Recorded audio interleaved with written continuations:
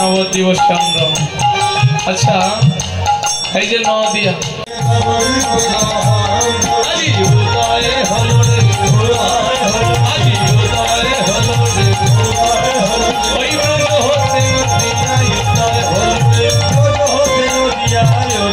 হলো রে, ওই শচী সিন্ধু গর্ভ মাঝে উদয় হলো রে, শচী সিন্ধু গর্ভ মাঝে উদয় হলো রে, শচী সিন্ধু গর্ভ মাঝে অভিনব রাজা শিব অভিনব রাজা সিন্ধু গর্ভ মাঝে অভিনব রাজা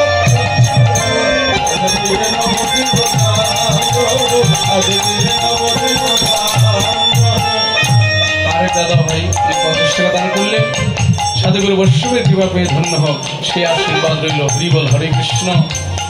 আজও কি নবদ্বীপ চন্দ্র অর্থ আমরা যদি একটু ভেঙে বলি, সবার কাছে আশ্রয় চেয়েছিল কিন্তু কেউ তাকে সাহায্য করেনি। অবশেষে গোবিন্দের কাছে যখন হাত বাড়িয়ে দিলে, গোবিন্দ হে তোমার মা তুমি রক্ষা করো প্রভু,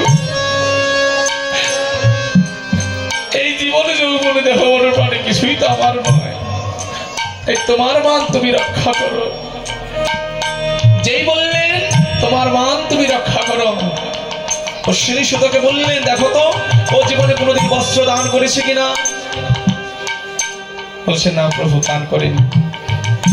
কয়েকটি জায়গায় আপনার সঙ্গ করতে করতে যখন আপনার একটু আঙুলি কেটে গিয়েছিল, ও নিজের শাড়ি ছেড়ে আপনার হাতে বন্ধন করে দিয়েছিলেন।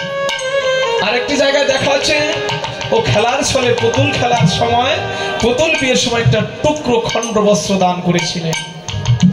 ভগবান বললেন অনন্ত বস্ত্রকে দান করে দাও, দুঃশাসন যেন বস্ত্র শেষ করতে না পারে।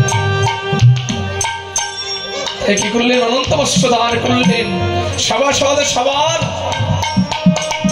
সবাই অলঙ্গ হয়ে গেল একদম সতী নারীকে অপমান করার দায়ে। তাই বা হরে কৃষ্ণ,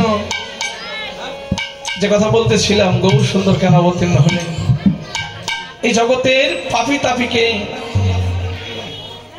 ধ্বংস করবার জন্য, সমাজে বৈষ্ণবদের ধার্মিকদের সংস্থাপন করবার জন্য, আর ধর্ম লালন পালন করবার জন্য।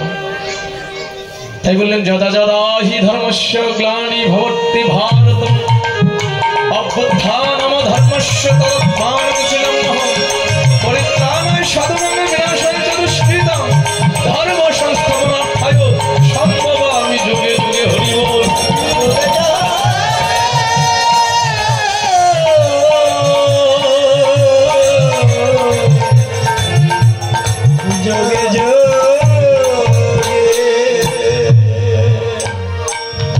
সমাজের সমতা বিকাশ করবার জন্য চৈতন্য চরিতামৃতে বললেন ত্রিনাদপি শনিচন করবিব সহিষ্ণুনা অমানিন মানদেন কীর্তনীয় সদা হরি।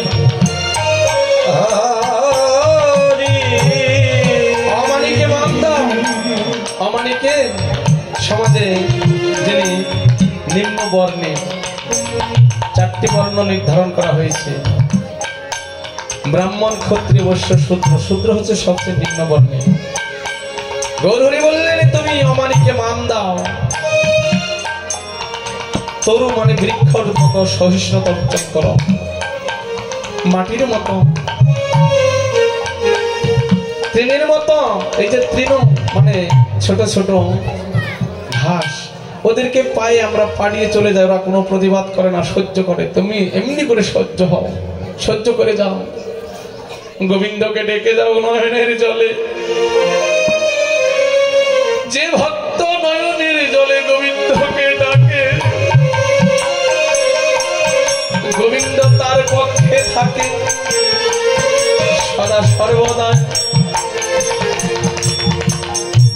তাই তো সমাজ কিছু ভেদ করবে না, সবাইকে সমান মান দেবেন, এটা গৌর হরি বলে দিবে। তার জন্য ভালোবাসার মূর্তি ধরেছেন। ওই দুর্যোধন কি করেছিল? সবকিছু একা ভোগ করতে চেয়েছিল, পঞ্চপাণ্ডবকে বিতাড়িত করে।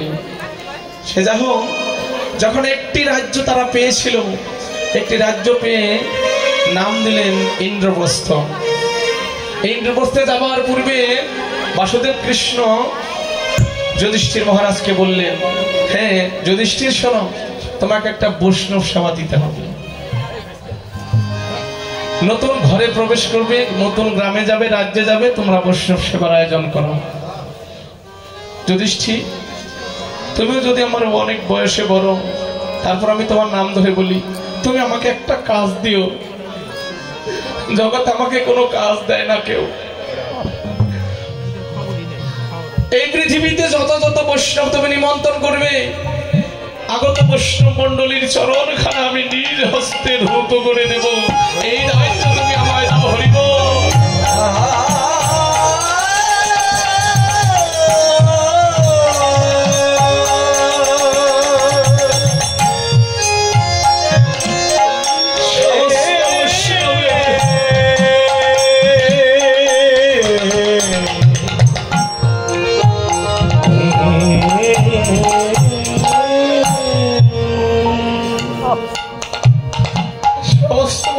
চরণ আমি নিজ হস্তে দিয়ে।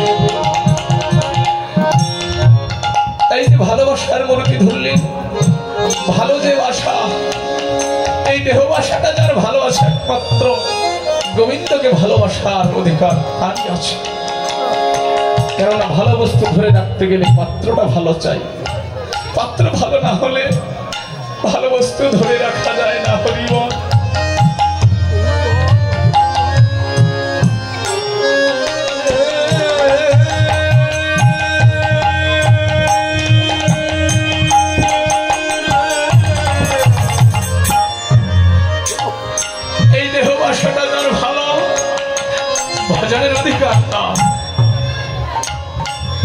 গুরু কৃপায় এই দেহ বাসাটা ভালো পেয়েছিলাম, কিন্তু আমি আমার কর্মগুণে সমস্ত ভালোবাসা নষ্ট করে ফেলেছি। হরিবল।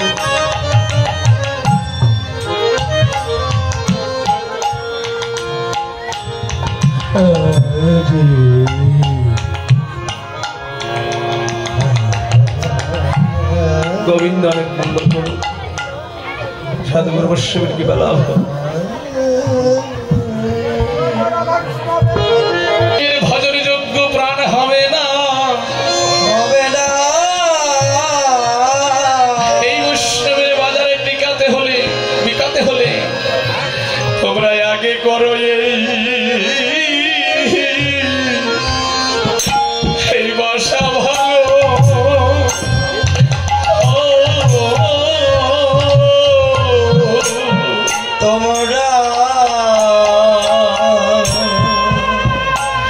তোমরা আগে করো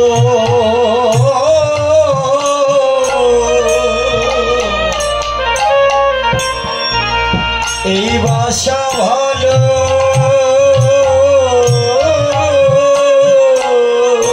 চলে যায় তোমরা আগে করো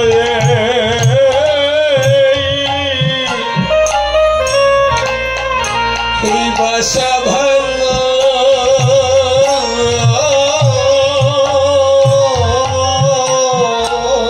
এই বৈষ্ণব ভক্তে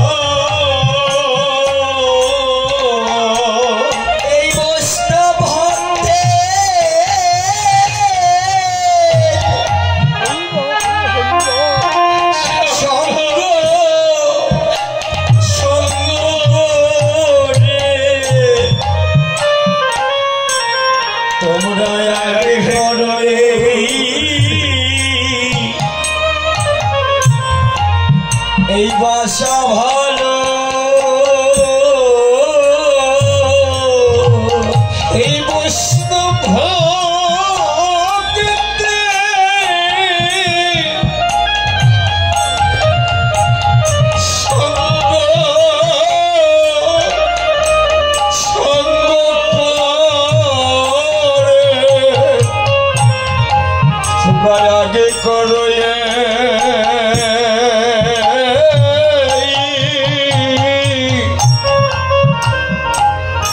এই বাসা ভাঙো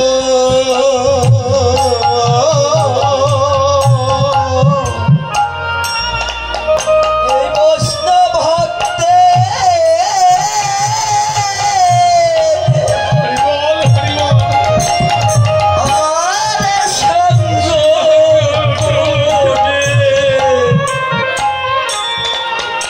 তোমরা আগে করো এই বাসা ভালো ভাবে ভাবে যার হয়ে